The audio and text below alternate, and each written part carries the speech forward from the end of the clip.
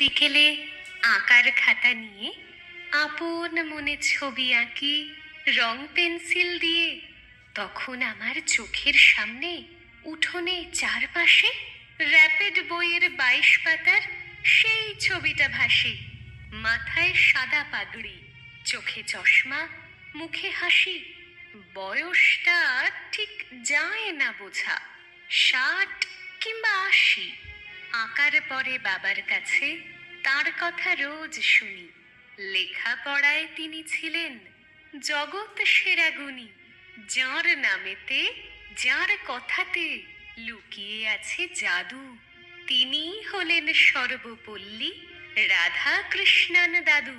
প্রতি বছর সেপ্টেম্বরের 5 তারিখটি এলে আমরা তাকে বরণ করি সমস্ত কাজ ফেলে।